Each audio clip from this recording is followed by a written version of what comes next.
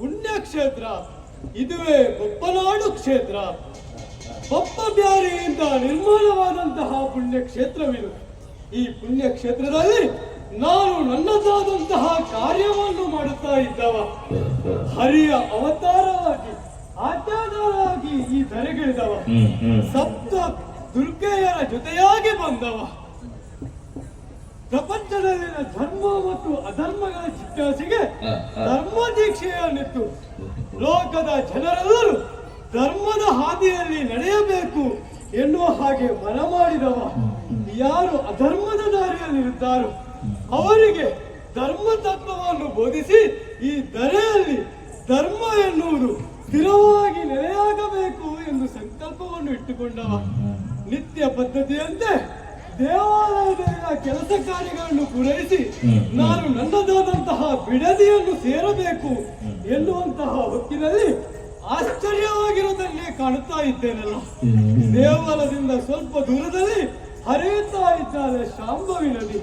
ಆ ಶಾಂಭವಿ ನದಿಯ ತಟದಲ್ಲಿ ಓರ್ವಾಕೆ ಹೆಣ್ಣು ತರುಣಿ ಇತ್ತಿಂದ ಅತ್ತ ಅತ್ತಿಂದ ಇತ್ತ ಸಂಚರಿಸುತ್ತಾ ಇದ್ದಾಳ. ಏನೋ ಒಂದು ರೀತಿಯಂತಹ ಅನುಮಾನ. ಯಾಕೆಂದ್ರೆ ಎಲ್ಲರೂ ಈ ಮುಸ್ಸಂಜೆಯ ಹೊತ್ತಿನಲ್ಲಿ ತಮ್ಮ ತಮ್ಮ ಮನೆಯನ್ನು ಸೇರಿಕೊಳ್ಳಬೇಕು. ದಿನನಿತ್ಯದ ಕೆಲಸಗಳನ್ನು ಪೂರೈಸಿದಂತಹ ಜನರು ತಮ್ಮ ಬಿಡದಿಯನ್ನು ಸೇರಿಕೊಳ್ಳಬೇಕಾದಂತಹ ಹೊತ್ತು. ಆದರೆ ಇಲ್ಲಿ ತರುಣಿಯವರುಗಳು ಈ ನದಿಯ ತಟದಲ್ಲಿ ಇತ್ತಿಂದ ಅತ್ತ ಸಂಚರಿಸಬೇಕಾದರೆ ಏನಾದರೂ ಒಂದು ಕಾರಣ ಇರಬಹುದು. ಬಹುಶಃ ಯಾರದ್ದಾದರೂ ಬರೋಣದ ನಿರೀಕ್ಷೆಯಲ್ಲಿರಬಹುದೇ. ಅಲ್ಲ, ಈ ನದಿಯ ತಟದಲ್ಲಿ ಏನನ್ನಾದರೂ ಕಳೆದುಕೊಂಡಿರಬಹುದೇ. ನನ್ನಷ್ಟಕ್ಕೆ ನಾನು ಇಲ್ಲಿ ನಿಂತು ಆಲೋಚನೆ ಮಾಡುವುದಲ್ಲ, ನೇರವಾಗಿ ಅವಳ ಬಳಿಗೆ ಸಾಗಿ ಅವಳನ್ನೇ ವಿಚಾರಿಸುತ್ತೇನೆ.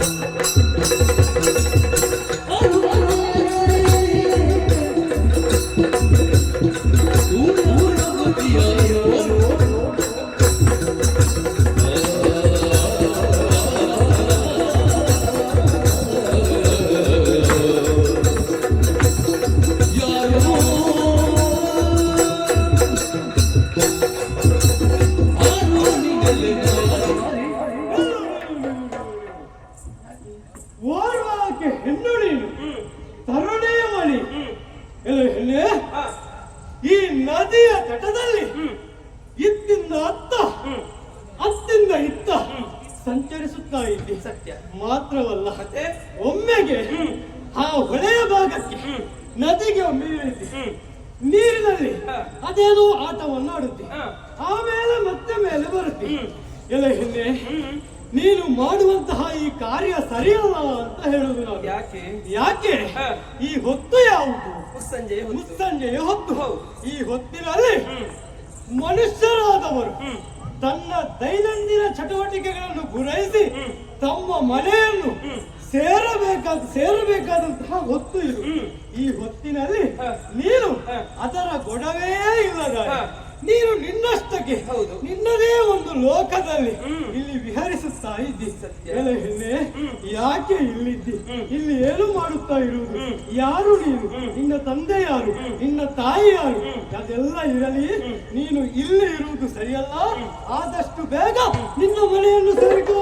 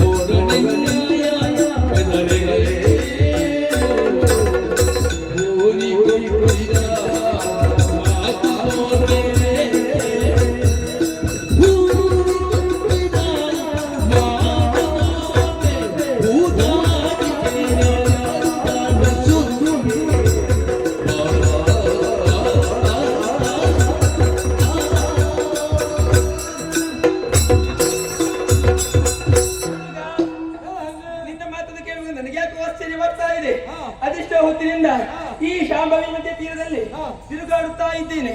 ಇಷ್ಟವರೆಗೆ ನನ್ನನ್ನು ವಿಚಾರಿಸುವುದಕ್ಕೆ ಯಾರೂ ಬರಲಿಲ್ಲ. ಪ್ರಥಮವಾಗಿ ಬಂದವ ನೀನು, ಹೌದೇನೋ? ಈಗ ನಿನ್ನಲ್ಲೊಂದು ಪ್ರಶ್ನೆ ಕೇಳ್ತಾ ಇದ್ದೇನೆ. ಒಬ್ಬನನ್ನು ಒಬ್ಬ ವಿಚಾರಿಸಬೇಕು ಅಂತಾದ್ರೆ, ಅವನು ಕೇಳ್ಬೇಕು ಅಂತಾದ್ರೆ ಒಂದು ಅಧಿಕಾರ ಕೊಟ್ಟವ ಇರಬೇಕು. ಅಲ್ಲದಿದ್ರೆ ಗುರುವಾದವ ಶಿಷ್ಯನನ್ನು ವಿಚಾರಿಸಬಹುದು, ತಂದೆಯಾದವ ಮಗನನ್ನು ವಿಚಾರಣೆ ಮಾಡಬಹುದು, ಹಾಗೆ ರಾಜನಾದವ ಪ್ರಜೆಗಳನ್ನು ವಿಚಾರಣೆ ಮಾಡಬಹುದು. ಹಾಗೆಂದುಕೊಂಡು ನಿನಗೂ ನನಗೂ ಯಾವ ರೀತಿಯ ಸಂಬಂಧವೂ ಇಲ್ಲ. ಹೀಗಿರುವಾಗ ನನ್ನನ್ನು ವಿಚಾರಿಸ್ತಾ ಇದೆಯಲ್ಲ, ಅಷ್ಟೇ ಅಲ್ಲ ಒಪ್ಪಿದ ಮಾತು ನಿನ್ನದು ಅಲ್ವಾ? ನೋಡಪ್ಪ, ಇಷ್ಟೆಲ್ಲ ವಿಚಾರಿಸಬೇಕು ಅಂತಾದ್ರೆ ನಿನಗೆ ಯಾರಾದ್ರೊಬ್ರು ಅಧಿಕಾರ ಕೊಟ್ಟಿರಬಹುದು. ಹಾಗೆಂದುಕೊಂಡು ಈಗ ನಿನ್ನಲ್ಲಿ ನಾನು ಪ್ರಶ್ನೆ ಕೇಳ್ತಾ ಇದ್ದೇನೆ. ನೀನು ಯಾರು? ನೀನು ಇಲ್ಲಿಗೆ ಯಾಕೆ ಬಂದೆ? ಎಲ್ಲಾ ವಿಚಾರ ನನ್ನಲ್ಲಿ ಹೇಳ್ಬೇಕು. ನೀನು ಹೇಳಿದ ಗುರು ಶಿಷ್ಯನಿಗೆ ಉಪದೇಶ ಮಾಡಬಹುದು, ತಂದೆ ಮಗನಿಗೆ ಉಪದೇಶ ಮಾಡಬಹುದು, ಅರಸ ಪ್ರಜೆಗಳಿಗೆ ಉಪದೇಶ ಮಾಡಬಹುದು. ಹೌದು. ಆದರೆ ಮತ್ತು ಒಂದು ವಿಚಾರ ನೀನು ಮರೆತಿರ್ಬೋದು. ಯಾವುದು? ಓರ್ವಾತ ತಪ್ಪು ದಾರಿಯಲ್ಲಿ ನಡೆಯುತ್ತಾನೆ ಎನ್ನುವುದಾಗುವಾಗ ಯಾರು ಬೇಕಾದ್ರೂ ಸದುದ್ದೇಶ ಇದ್ದಂತಹ ಉಪಾಯವನ್ನು ಹೇಳಿಕೊಡುವುದು ತಪ್ಪು. ಯಾರಿಗೆ ಗೊತ್ತಾಗುದು? ಈಗ ನಾನು ಮಾಡಿಲ್ಲ. ಯಾಕೆ ಬಂದೆಯ? ನನಗೆ ಒಂದು ರೀತಿಯಾದಂತಹ ಹೊಣೆಗಾರಿಕೆ ಇಲ್ಲಿ ಉಂಟು. ಆದ್ದರಿಂದಲೇ ನಾನು ನಿನ್ನಲ್ಲಿ ಹೇಳುವುದು ಎಲ್ಲ ಹೆಣ್ಣೆ, ನಿನಗೆ ಒಂದು ವೇಳೆ ಇಲ್ಲಿಯೇ ಇರಬೇಕಂತ ಇಲ್ಲ, ಈ ಒಳೆ ಬದಿಯಲ್ಲಿ ಇರುವುದು ಬೇಡ. ಹಾಗಿದ್ದರೆ ಇಲ್ಲಿಯೇ ಸಮೀಪದಲ್ಲಿ ದೇವಿಯ ಕ್ಷೇತ್ರವನ್ನು ಉಂಟು, ಆ ಕ್ಷೇತ್ರದ ಅಂಗಣದಲ್ಲಿ ಇರಬಹುದು. ಅದೆಲ್ಲ ನೀನು ಹೇಳ್ಬೇಕಾದ ಅಗತ್ಯ ಇಲ್ಲ, ನನ್ನ ಇಚ್ಛೆಯಿಂದ ತಿರುಗಾಡ್ತಾ ಇದ್ದೇನೆ, ಅದನ್ನು ಎಲ್ಲಿ ಬೇಕಾದ್ರೂ ಇರ್ತೇನೆ. ಈಗ ನಾನು ಕೇಳಿದ ಪ್ರಶ್ನೆ ಅದಲ್ಲ, ನಿನಗೆ ಈ ಅಧಿಕಾರ ಕೊಟ್ಟವರು ಯಾರು, ನಿನ್ನ ಹೆಸರೇನು, ನಿನ್ನ ಊರು ಯಾವುದು, ಇಲ್ಲಿಗೆ ಯಾಕೆ ಬಂದೆ ಹೇಳು. ನನ್ನ ಹೆಸರು ನೀನು ಯಾರು?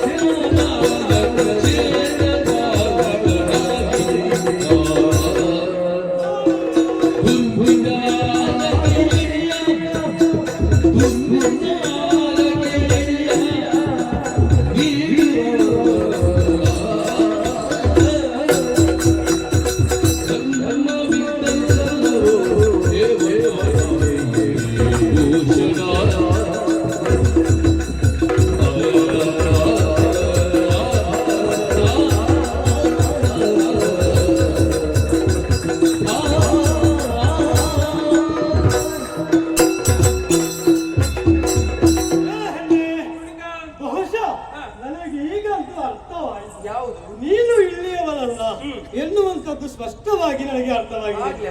ಯಾಕೆ ಬಲ್ಲೆಯ? ಈ 9 ಮಗನೆಯವರೆಗೆ ನಾನು ಯಾರು ಎನ್ನುವಂತಹ ವಿಚಾರ ಸರಿಯಾಗಿ ತಿಳಿದಿದೆ. ಯಾಕೆ ಬಲ್ಲೆಯ? ಈ ದೇವಿಯ ಕ್ಷೇತ್ರ ಬೊಪ್ಪನಾಡು ದೇವಿಯ ಕ್ಷೇತ್ರದಲ್ಲಿ ಇರುವಂತಹ ಧರ್ಮಪಾಲ ಎನ್ನುವುದಾಗಿ ನನ್ನ ಹೆಸರು. ಇಲ್ಲಿಯ ದೇವಿಯ ಸೇವೆಯನ್ನು ಮಾಡುತ್ತಾ ಇರುವವ ನಾನು. ಹಾಗಾಗಿ ಈ 9 ಮಾಗನೆಯ ಜನರಿಗೆ ನನ್ನ ಪರಿಚಯ ಇರುತ್ತದೆ. ಹಾಗಾಗಿ ನನ್ನ ಪರಿಚಯ ನಿನಗೆ ಇಲ್ಲ ಎನ್ನುವ ಮಾತ್ರಕ್ಕೆ ನೀನು ಇಲ್ಲಿಯವರಲ್ಲ ಎನ್ನುವುದರ ಬಗ್ಗೆ ನಾನು ತರ್ಕಿಸಿಕೊಂಡದ್ದು. ಹಾಗಾಗಿ ಕೇಳ್ತಾ ಇದ್ದೇನೆ, ಯಾರು ನೀನು, ಎಲ್ಲಿಯವರು, ಇಲ್ಲಿಗೆ ಬಂದೆ?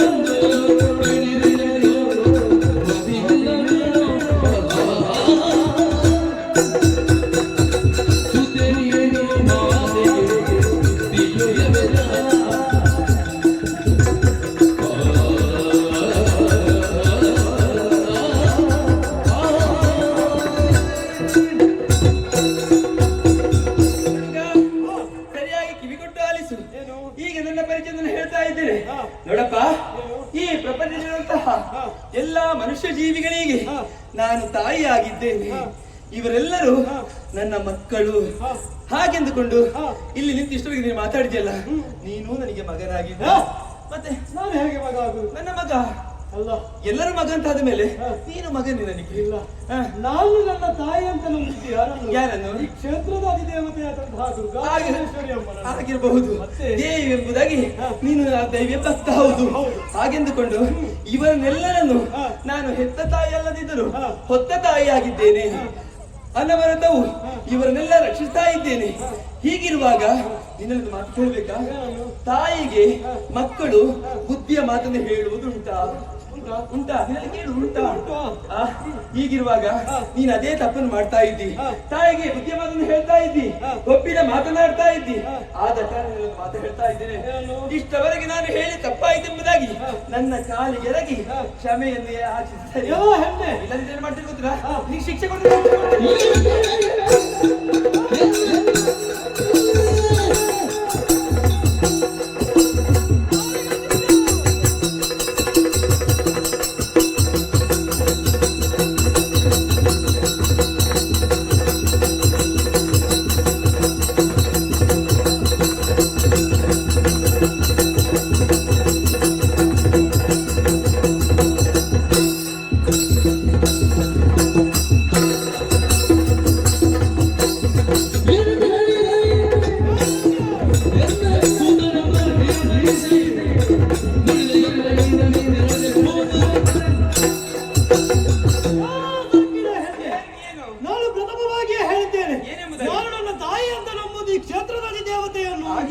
ಆ ಬಳಿಕ ನೀನು ಹೆಣ್ಣು ಎನ್ನುವಂತಹ ಕಾರಣಕ್ಕಾಗಿ ಹೆಣ್ಣನ್ನು ಗೌರವಿಸುವಂತಹ ನಾಡು ನಮ್ಮದು.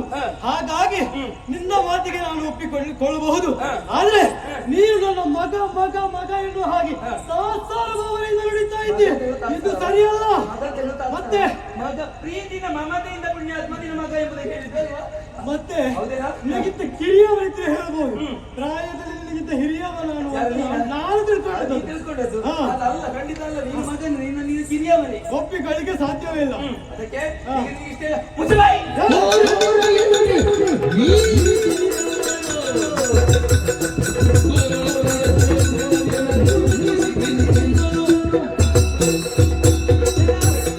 ತಾಯಿಯಾದಂತಹ ನಾನು ಬುದ್ಧಿಯ ಮಾತನ್ನು ಹೇಳಿದರೆ ನನ್ನ ಮಾತಿಗೆ ಪಥ್ಯವಾಗದೆ ಹೋಯ್ತು, ಪಥ್ಯವಾಗದೆ ಹೋಯಿತು. ಹಾಗಾದ್ರೆ ನಿನಗೆ ಸರಿಯಾದ ಶಿಕ್ಷೆ ನಾನು ಕೊಡಬೇಕಿದ್ದೇನೆ. ಏನ್ ಮಾಡ್ತೀನಿ ಗೊತ್ತುಂಟಾ? ಇದೇ ಶಾಂಭವಿ ನದಿಗೆ ನಿನ್ನನ್ನು 3 ಸಲ ಮುಳುಗಿಸಿ ಜಪ್ಪಿಸಿ ಮುಳುಗಿಸಿ ಆಚೆ ಬಿಸಾಡಿ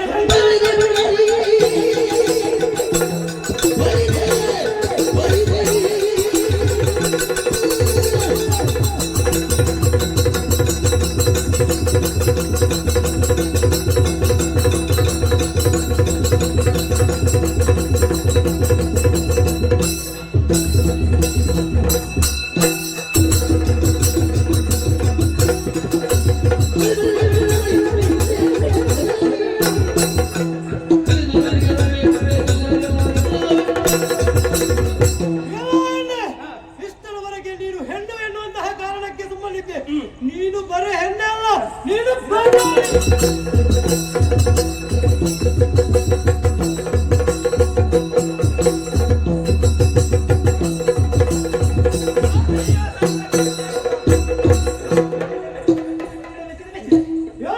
ನಿನ್ನ ಶೌರ್ಯಕ್ಕೆ, ನಿನ್ನ ಸಾಹಸಕ್ಕೆ, ನಿನ್ನ ಪರಾಕ್ರಮಕ್ಕೆ, ನಿನ್ನ ಧೈರ್ಯಕ್ಕೆ ನನ್ನ ಬೆಟ್ಟಿಯ ರುಚಿ ಈಗ ಗೊತ್ತಾಯ್ತು. ನೀನು ಸಾಮಾನ್ಯ ಹುಡುಗಲ್ಲ, ಬಹಳ ಶಕ್ತಿಶಾಲಿಯಾಗಿದ್ದಿ ಹುಡುಗ. ಈಗಲಾದ್ರೂ ಅರ್ಥ ಆಯ್ತಲ್ಲ? ಅರ್ಥ ಆಯ್ತು. ಈಗ ನನಗೊಂದು ಅಭ್ಯಾಸ ಉಂಟು. ನಾನು ಏನಾದ್ರು ಕಾರ್ಯಕ್ರಮ ನೋಡಿದ್ರೆ ಅದು ನನ್ನ ಮನಸ್ಸು ಸಂತೋಷ ಆದ್ರೆ ಅವರಿಗೆ ಕೊಡ್ಬೇಕು ಅಂತ.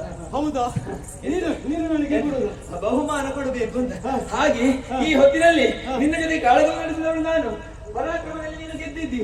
ಹೀಗಿರುವಾಗ ನಿನಗೆ ಏನು ಬೇಕು ನನ್ನಲ್ಲಿ ಕೇಳು, ಕೊಡ್ತೇನೆ. ಹಾಗೂ ಒಂದು ಕ್ರಮ ಉಂಟಾ? ಕ್ರಮ ಉಂಟು. ಒಂದು ಸ್ಪರ್ಧೆ ಅಂತ ಏರ್ಪಟ್ಟಾಗ ಅದರ ಸಂಘಟಕರು ಗೆದ್ದವರಿಗೆ ಪಾರಿತೋಷಕ ಕೊಡ್ತಾರೆ. ಹೌದು. ಮತ್ತೆ ಯುದ್ಧ ರಂಗದಲ್ಲಿ ಗೆದ್ದವರು ಸೋತವರಿಗೆ ಏನನ್ನಾದ್ರೂ ಕೊಡುವುದೇ ಕ್ರಮ. ಸೋತವರು ಗೆದ್ದವರಿಗೆ ಕೊಡುದಲ್ಲ. ಈಗ ನೀನು ಸೋತವಳು, ಗೆದ್ದವ ನಾನು. ನಿನಗೆ ಏನು ಬೇಕು ಕೇಳು, ನಾನು ಕೊಡ್ತೇನೆ. ಕೊಡ್ತೀಯಾ? ಆದ್ರೆ ಒಂದು ವಿಷಯ, ಈಗ ಕೊಡ್ತೇನೆ ಎಂಬುದಾಗಿ ಬಾಯಿ ಮಾತಲ್ಲಿ ಹೇಳಿದ್ರೆ ಯಾರು ಕೊಡುವುದಿಲ್ಲ. ವಿಶ್ವಾಸಕ್ಕೆ ನೀನು ಕೇಳ್ತಾ ಇದ್ದೇನೆ. ನನಗೆ ಭಾಷೆ ಕೊಡ್ಬೇಕು, ನೀನು ಆಣೆ ಹಾಕ್ಬೇಕು. ಎಲ್ಲ ಹೆಣ್ಣೆ ಆ ದುರ್ಗಾ ಪರಮೇಶ್ವರಿ ಆಣೆಯಾಗಿ ಹಾ. ನೀನು ಹೇಳ್ಬೇಕು, ನಾನು ಕೇಳಿದರೆ ಕೊಡ್ತೇನೆ ಎಂಬುದಾಗಿ. ಎಲ್ಲ ಹೆಣ್ಣೆ ಹಾ. ನೀನು ಹೇಳಿದ ಹಾಗೆ ಹಾ. ಕರತಟ್ಟಿ ನಿನಗೆ ಭಾಷೆ ಕೊಡ್ಲಿಕ್ಕೆ ಆಗುದಿಲ್ಲ. ಹ್ಮ್. ಹೆಣ್ಣಲ್ವ ನೀನು. ಹಾಗಾಗಿ ಹಾ. ನೋಡಿದ ಜನ ಏನು ತಿಳಿದುಕೊಂಡರು, ಹಾ. ಅದಕ್ಕೆ ಬೇಕಾಗಿ ಹಾ. ನಿನ್ನ ಕರತಟ್ಟಿ ನಾನು ಭಾಷೆ ಕೊಡುವುದಲ್ಲ, ನಾನು ಆರಾಧಿಸುವಂತಹ ನನ್ನ ಮಾತೆ ಈ ಕ್ಷೇತ್ರದ ಅಧಿದೇವತೆ ದುರ್ಗಾ ಪರಮೇಶ್ವರಿಯ ಮೇಲೆ ಆಣೆ ಮಾಡಿ ಹೇಳ್ತಾ ಇದ್ದೇನೆ, ನೀನು ಕೇಳಿದ್ದನ್ನು ಕೊಡ್ತೇನೆ. ಅಬ್ಬ, ಈಗ ವಿಶ್ವಾಸ ಬಂತು. ಹಾ. ಧರ್ಮಪಾಲ, ಹಾ, ಹೇಳು. ಸರಿಯಾಗಿ ಕಿವಿಗೊಟ್ಟು ಆಲಿಸು. ಏನು? ಇದು ಕೇಳ್ತಾ ಇದ್ದೇನೆ. ಹಾ. ಇನ್ನು ಮುಂದಕ್ಕೆ ಹಾ. ನೀನು ಅನವರತವು ಹಾ. ನನ್ನ ಸೇವಕನಾಗಿದ್ದು ನನ್ನ ಸೇವಕನಾಗಿದ್ದು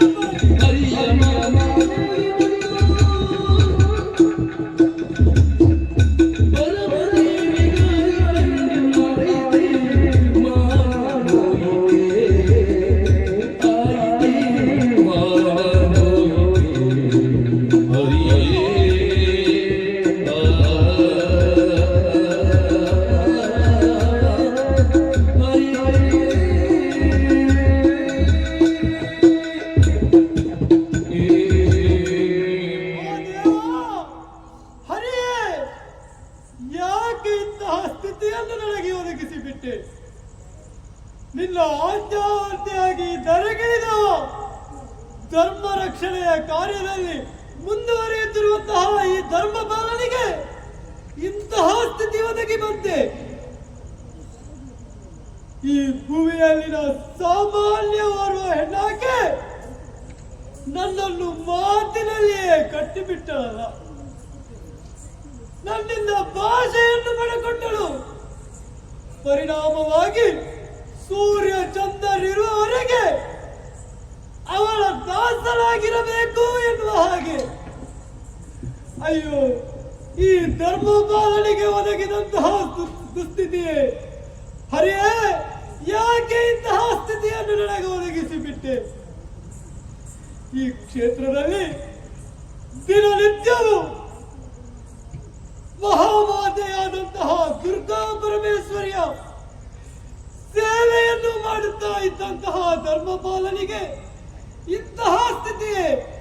ಅಮ್ಮ, ಯಾಕೆ ಇಂತಹ ಪರಿಸ್ಥಿತಿಗೆ ನನ್ನನ್ನು ದೊಡ್ಡಿಬಿಟ್ಟೆ? ಯಾಕೆ ಇಂತಹ ಪರಿಸ್ಥಿತಿಗೆ ನನ್ನನ್ನು ಒಳಪಡಿಸಿದೆ? ತಾಯೇ, ನೀನೇ ರಕ್ಷಿಸು, ರಕ್ಷಿಸು, ರಕ್ಷಿಸು. ಧರ್ಮಪಾಲ, ಇರಿದು ಬರುವ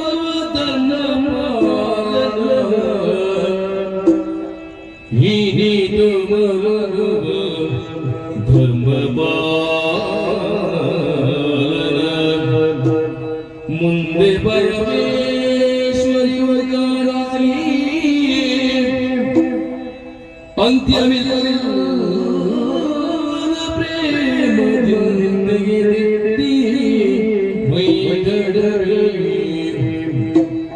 ತನ್ನಂದ ಸದಾಲಿನಿರುವಗನೇ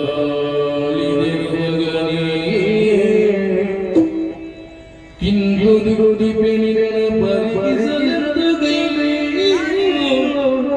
ಬೇಸರಿಸದಿರದಿರು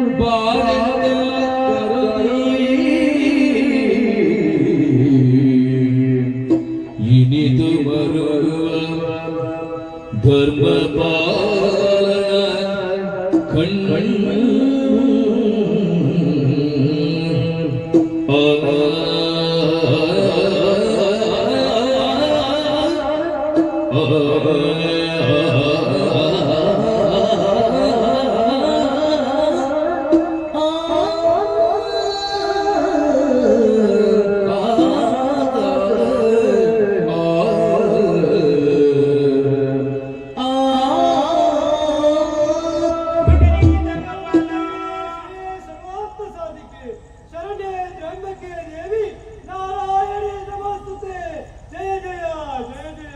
ಕಣ್ಣೀರ ಧಾರೆಯಿಂದಲೇ ನನ್ನ ಪಾದವನ್ನು ತೊಳೆದು ಈ ರೀತಿಯಾಗಿ ಸ್ತುತಿ ಮಾಡುತ್ತಾ ಇದ್ದೀಯ ಕಂದ. ಹೌದಮ್ಮ. ಬೇಸರಗೊಂಡೆಯ ಮಗನೇ? ಹೌದು ತಾಯಿ. ನಾನೇ ದುರ್ಗಾ ಪರಮೇಶ್ವರಿ. ಹ, ನಿನ್ನ ಕಣ್ಣ ಮುಂದೆ ಹ. ತರುಣಿಯಾಗಿ ಮೋಹಿನಿ ರೂಪದಿಂದ ಕಾಣಿಸಿಕೊಂಡವಳಿದ್ದೇನೆ ಅಮ್ಮ. ಮಗನೇ. ಯಾಕಾಗಿ ಈ ರೂಪದಿಂದ ನನ್ನ ಎದುರಾಗಿ ಬಂದೆ ತಾಯಿ? ನಿನ್ನನ್ನು ಪರೀಕ್ಷೆ ಮಾಡುವಂತಹ ಉದ್ದೇಶದಿಂದ ನಿನ್ನನ್ನು ಈ ರೀತಿಯಾಗಿ ಕಾಣಿಸಿಕೊಂಡವಳಿದ್ದೇನೆ ಮಗನೇ. ಹೌದೇ? ನೀನು ಪರೀಕ್ಷೆಯಲ್ಲಿ ಉತ್ತೀರ್ಣನಾದ. ಸಂತೋಷವಾಯಿತು. ಸಂತೋಷಗೊಂಡವಳಿದ್ದೇನೆ ಮಗನೇ. ಅಮ್ಮ. ಕಣ್ಣೀರ ದಾರಿಯನ್ನು ಸುರಿಸಬೇಡ. ಇನ್ನು ಮುಂದಕ್ಕೆ ನೀನು ಧರ್ಮಪಾಲನಲ್ಲ, ಈ ಬಪ್ಪನಾಡು ಕ್ಷೇತ್ರದಲ್ಲಿ ಕ್ಷೇತ್ರ ಪಾಲಕನಾಗಿ ಮೆರೆದಾಡು. ಆಗಲಮ್ಮ. ಶುಭವಾಗಲಿ.